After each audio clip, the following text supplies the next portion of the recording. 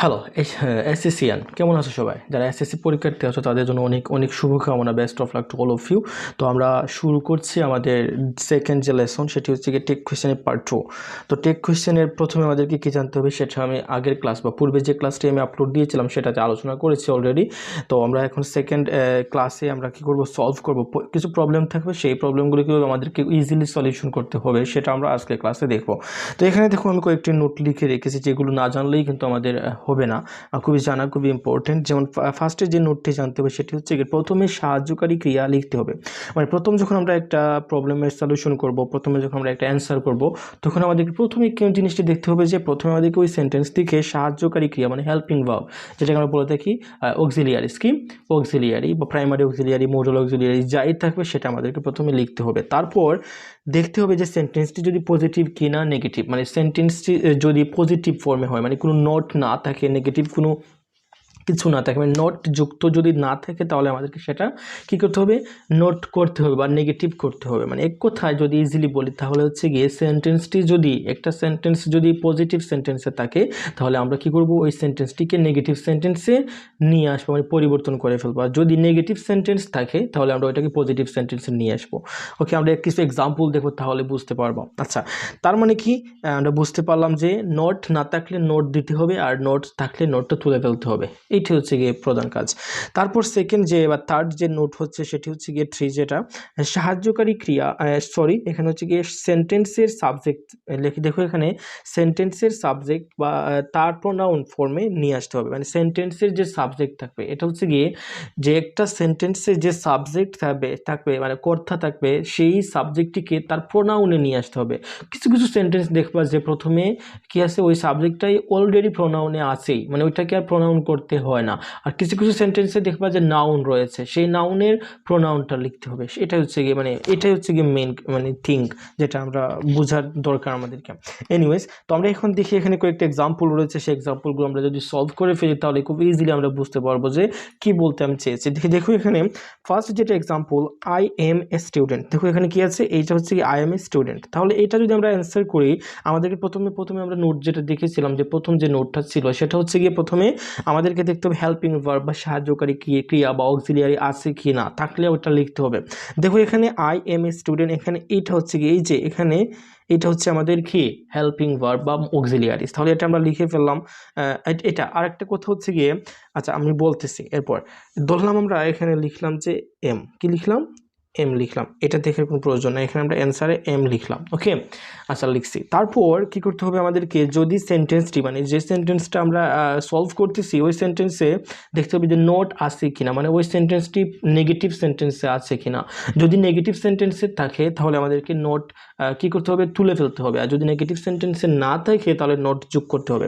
তার মানে কি, সেন্টেন্সটি কোনো প্রকার নোট নাই, মানে কোনো নেগেটিভ সেন্টেন্স এটা না। তাহলে আমরা এখানে নোট কীভাবে যোগ করবো, ওই যে অ্যামাউন্ট কি এম নোট কি এম নোট, এইটা যোগ করতে হবে। তাহলে আমরা কি আগের যে আমরা একটি ভিডিও দেখেছিলাম বা ক্লাস দেখেছিলাম, সেখানে আমরা কি বলেছিলাম যে বা কি শিখেছিলাম যে এম নোট থাকলে আমরা কি লিখি, অ্যামাউন্ট বা আরন্ট কি লিখি, শর্ট ফর্মে লিখতে হবে। আমরা কিন্তু এম নোট দিলে কিন্তু হবে না, কারণ আগেই বলছি যে এটা হচ্ছে টেগ কোয়েশ্চেন্স। সো টেক কোয়েশ্চেনের মতো শর্ট ফর্মই কিন্তু আমাদেরকে লিখতে হবে।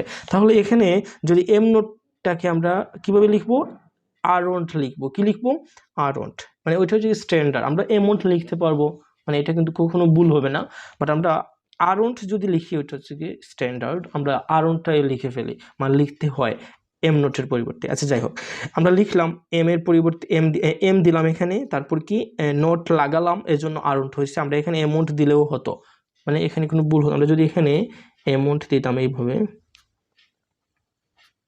অ্যামাউন্ট দিতাম, এটাও হতো। ওকে, বোথ আর কারেক্ট। তাহলে আমরা কি বুঝতে পারলাম, প্রথমে একটা সেন্টেন্সের সাহায্যকারী ক্রিয়া লিখতে হবে, তারপর যদি সেন্টেন্সটি নেগেটিভ সেন্টেন্সে না থাকে তাহলে নেগেটিভ করতে হবে। নেগেটিভ কীভাবে করব, শুধু সাহায্যকারী ক্রিয়ার সাথে আমরা এন্টি যোগ করে ফেলবো, এটা হচ্ছে গিয়ে নেগেটিভের সিস্টেম। আর যদি নেগেটিভ থাকে তাহলে নোটটা তুলে শুধু সাহায্যকারী ক্রিয়াটা লিখলেই হবে। আমরা পরে একটু দেখতেছি, আচ্ছা এক্সাম্পলে। এখন দেখো তারপর কি করতে হবে আমাদেরকে, ওই সেন্টেন্সে যে সেন্টেন্সটি সলভ করতেছি ওই সেন্টেন্সের সাবজেক্টের প্রোনাউন লিখতে হবে। তাহলে এখানে কি আছে, ওই সেন্টেন্সের সেন্টেন্সের সাবজেক্ট হচ্ছে গিয়ে আমাদের আই, তাহলে ওইটা তো অলরেডি প্রোনাউনে আসেই, তাহলে আমরা এখানে কি লিখবো, আইটাই লিখে ফেলবো। তাহলে কি এখানে আরন্ট আই বা এমন্ট আই, আমরা এখানে আরন্ট আই অথবা এমন্ট আই, তারপর একটা প্রশ্নবোধক বা ইন্টারোগেটিভ মার্ক দিয়ে দিব, অ্যান্সারটা হয়ে গেছে। এটা হচ্ছে গিয়ে নিয়ম। তারপর দেখো আমরা সেকেন্ড যেটা আছে এখানে এক্সাম্পল, এটা দেখি এখানে ইট tax A lot of time. Okay, it tax A lot of time. ভালো করে দেখো এখানে, এখানে কোনো সাহায্যকারী ক্রিয়া নাই বা অক্সিলিয়ারিস নাই। আমরা জানি কি অক্সিলিয়ারি কি কোনগুলা, এমিজার, ওয়াজ, ওয়ার, তারপর হচ্ছে গিয়ে হ্যাভ, হ্যাজ, হেড, তারপর মডেল অক্সিলিয়ারি হচ্ছে গিয়ে will, would, shall, should, can, could, may, might, must, need, এগুলো ও ট্রু, এগুলো হচ্ছে গিয়ে কি আমাদের মডেল অক্সিলিয়ারি বা ওগুলো হচ্ছে সাহায্যকারী ক্রিয়া। আর আমরা কি পড়েছিলাম, ডু, ডাজ, তারপর কি ডিড, ওইগুলোও পড়েছিলাম, বাট এখানে তো ওইগুলো নাই। তাহলে ওইগুলো আমাদেরকে কখন ডু ভার্ব কখন ইউজ করতে হবে, যখন একটা সেন্টেন্সের মধ্যে কোনো অক্সিলিয়ারিস থাকবে না, যখন কোনো অক্সিলিয়ারি থাকবে না বা সাহায্যকারী ক্রিয়ার অনুপস্থিতি থাকবে একটা সেন্টেন্সের মধ্যে, তখন ওই সেন্টেন্সটিকে আমরা বা ওই সেন্টেন্সের মধ্যে আমরা কি নিয়ে আসবো, ডু ভার্ব নিয়ে আসবো বা to do verb. To do verb কোনগুলো, ডু, ডিড, ডাজ। এখন আমরা টু ডু আনবো না ডিড আনবো না ডাজ নিয়ে আসবো, কোনটা আনবো আমরা, কোনটি আমাদের জন্য প্রিফার করবে বা কোনটি আমাদের জন্য প্রয়োজন, কোন টু ডু ভার্বটা, সেটা আমরা কিভাবে বুঝবো, দেখবো যে সেন্টেন্সটি করতেছি প্রবলেম সলিউশন সেইটা কোন টেন্সে আছে। এটা কোন টেন্সে আছে দেখো তো, ইট টেক্স, এটা হচ্ছে কি present tense, present indefinite tense. Okay, তাহলে প্রেজেন্ট ইনডিফিনাইট টেন্স যদি হয় তাহলে আমরা মাত্র দুইটা ডু ভার্ব নিয়ে আসতে পারি, একটা হচ্ছে কি ডু আর একটা হচ্ছে ডাজ। আর এখানে যদি থাকতো ইট টুক, তাহলে হয়তো কি টুক মানে কি, এটা হচ্ছে ভি টু ফর্ম বা পাস্ট ফর্ম, আর ওইটা পাস্ট টেন্সই থাকতো, আর আমরা ওখানে ডিডটাই নিয়ে আসতাম। কোনো মাথা ব্যথা নাই যে ডু না ডাজ কোনটি আনবো, শুধু ডিড নিয়ে আসলেই হতো। আচ্ছা, আমরা পরে দেখবো যে আমরা কিভাবে সলিউশন করতে পারি ডিডের। আচ্ছা, এখানে দেখো ইট টেক্স, এটা কি প্রেজেন্ট ইনডিফিনাইট টেন্স, সো আমাদেরকে ডু অথবা ডাজ দুইটির মধ্যে থেকে একটা নিয়ে আসতে হবে। আর এখন ডু আনবো না ডাজ আনবো, এটা হচ্ছে কি আমাদের প্রধান কারণ বা বোঝার বিষয়, সেটা হচ্ছে সাবজেক্ট দেখে। যদি সাবজেক্ট কি থাকে, থার্ড পারসন সিঙ্গুলার নাম্বার, কি থার্ড পারসন সিঙ্গুলার নাম্বার থাকে, আর কি এখানে মূল ভার্বটা হচ্ছে V1, তাহলে আমরা কি নিয়ে আসবো, ডাজ নিয়ে আসবো। টু ডু ভার্বের মধ্যে ডু ভার্বটা ডাজ আনবো। দেখো এখানে এটা হচ্ছে আমাদের কি থার্ড পারসন সিঙ্গুলার নাম্বার, ইটটা হচ্ছে কি থার্ড পারসন সিঙ্গুলার নাম্বার, আর এরপরে V1 এর সাথে এস বা ইয়েস, মানে এই যে ভার্বটা এটা হচ্ছে আমাদের প্রেজেন্ট ফর্ম। ওকে, মানে আমরা প্রেজেন্ট টেন্সই এটা আছে। সো আমরা এখানে থার্ড পারসন সিঙ্গুলার নাম্বার হচ্ছে গিয়ে হি, শি, ইট, আর হচ্ছে সিঙ্গুলার নাউন যেটা। ওকে, এই চারটার মধ্যে থেকে একটা সাবজেক্ট থাকে যদি, আর এরপর V1 থাকে ভার্বের, তাহলে আমরা ডাজ নিয়ে আসবো। বাকি সব ক্ষেত্রে প্রেজেন্ট ইনডিফিনাইট টেন্সের সাবজেক্ট সব ক্ষেত্রেই হচ্ছে গিয়ে ডু নিয়ে আসবো আমরা। তাহলে এখানে কি হচ্ছে, আমার হি, শি, ইট নাউনের মধ্যে থেকে আমার ইট আছে এবং V1 আছে এখানে, তার মানে কি আমি এখানে ডাজ নিয়ে আসবো। আর এখানে কোনো নট নাই, এই যে এই সেন্টেন্সের মধ্যে কোনো নট নাই, মানে নেগেটিভ সেন্টেন্স না এটা।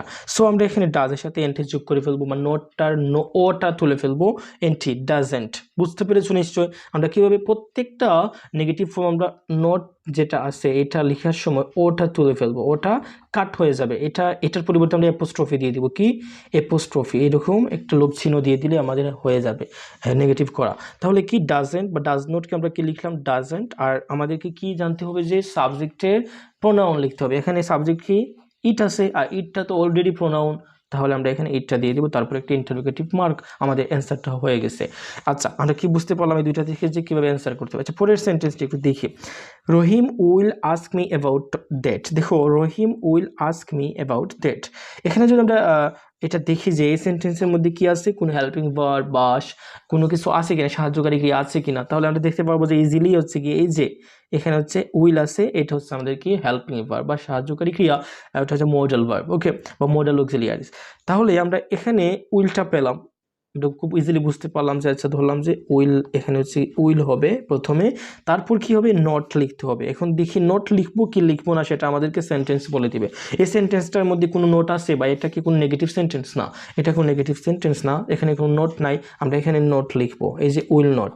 তো আমি কি বলেছিলাম যে আমরা আগেই পড়েছিলাম আগের পার্টে যে উইল নোটকে আমরা লিখবো শর্ট ফর্ম। প্রত্যেকটা নেগেটিভ যে সাহায্যকারী ক্রিয়ার সাথে নোট লাগালে আমরা শর্ট ফর্ম এইভাবে লিখবো যে ওন্ট, উইল নোটের শর্ট ফর্ম কি ওন্ট হবে। আমরা এখানে এই যে এখানে লিখলাম আমি ওন্ট, আর কি হচ্ছে আমি এখন দেখো এখন খুবই প্র্যাকটিক্যালি বুঝতে পারবা যে সাবজেক্টের প্রোনাউন কিভাবে বসে। এখানে হচ্ছে কি সাবজেক্ট আছে, ওইটার প্রোনাউন লিখতে হবে। ইতিমধ্যে আমরা যে দুইটি এক্সাম্পল দেখেছিলাম এই এক্সাম্পলগুলোতে কিন্তু অলরেডি কি ছিল, সাবজেক্টের প্রোনাউন ছিল।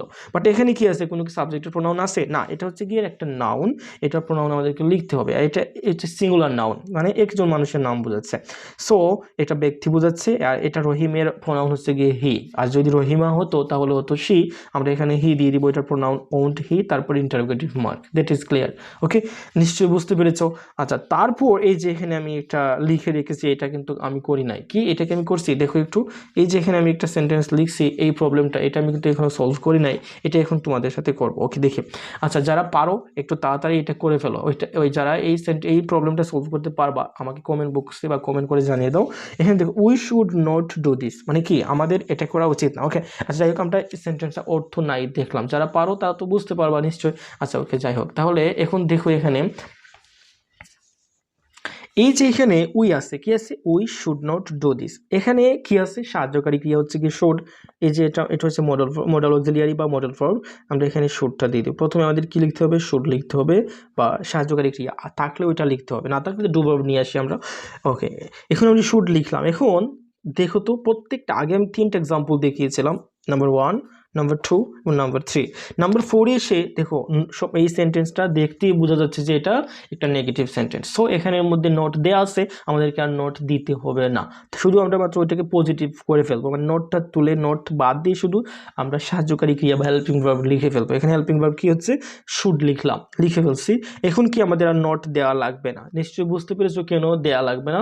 আচ্ছা ওকে, এখন আমাদেরকে কি লিখতে হবে, সাবজেক্টের প্রোনাউন ফর্ম। এখানে হচ্ছে সাবজেক্ট উই, এটা তো অলরেডি কি আছে, প্রোনাউনে আসি। সো আমরা এখানে শুধুমাত্র উই দিয়ে দিব আর একটা ইন্টারোগেটিভ মার্ক দিয়ে দিব, আমাদের অ্যান্সারটা হয়ে গেছে। তাহলে টেক কোয়েশ্চেন কিন্তু এরকমই। আমরা নেক্সট ভিডিওতে অফকোর্স অন্য ধরনের ডিফারেন্ট টাইপসের বা আর কি কি প্রবলেম তোমাদের থাকতে পারে পরীক্ষায়, সেইগুলা নিয়ে, সেরকম কিছু প্রবলেম নিয়ে সলিউশন ক্লাস নিয়ে আসবো। আর যদি এই ক্লাসটি ভালো লাগে অফকোর্স কি করবা, এই ক্লাসটি শেয়ার করে দেবে। কারণ সামনে যেহেতু এসএসসি এক্সাম রয়েছে, দাখিল এক্সাম রয়েছে, আর কদিন বাকি, 15 থেকে 20 দিন। সো আমরা ভালো করে প্রিপারেশনটা নিয়ে নিই। হ্যাঁ, আমরা প্রতিদিন গ্রামারের প্রত্যেকটা রুলস আমরা নিশ্চয় কি করব, প্র্যাকটিস করব। আর আমাদের যাদের প্রবলেম রয়েছে অফকোর্স আমরা ক্লাসের মাধ্যমে সেটা সলিউশন করতে পারবো। যাই হোক, তাহলে এই ক্লাসটা অফকোর্স শেয়ার করে দিবা, লাইক কমেন্টস করে তোমাদের মতামত জানিয়ে দিবা, আর ক্লাসটি কেমন লাগলো সেটাও জানাতে কখনো বলবা না। আর অফকোর্স যারা আমার এই ক্লাসটি বা এই ভিডিওটি এই চ্যানেলে নতুন দেখছো তাদেরকে আমার একটাই রিকোয়েস্ট, সেটি হচ্ছে কি করবা, আমার চ্যানেলটি সাবস্ক্রাইব করে দিবা, আর কি করবেন, অল নোটিফিকেশন বাটনটি অন করে দিবা। কারণ আমরা এখন প্রত্যেকটা চ্যাপ্টারের কি করব, প্র্যাকটিস করব, মানে প্রিপারেশনের জন্য আমরা মানে প্র্যাকটিস করব। আমরা প্রত্যেকটা গ্রামারের প্রত্যেকটা মডিউল কি করব, প্র্যাকটিস করব প্রতিদিনই ক্লাসের। সো সবগুলো ক্লাসের নোটিফিকেশন সবার আগে পেতে বা সবার আগে ভিডিওগুলো দেখতে অফকোর্স কি করতে হবে, সাবস্ক্রাইব করতে হবে চ্যানেল, এবং কি করতে হবে, সাথে অল নোটিফিকেশন বাটনটি অন করতে হবে। তাহলে সবার প্রথমেই ভিডিও আপলোড হওয়া মাত্র চলে যাবে তোমার কাছে। আল্লাহ হাফিজ, আজকের জন্য এতটুকু। আসসালামু আলাইকুম।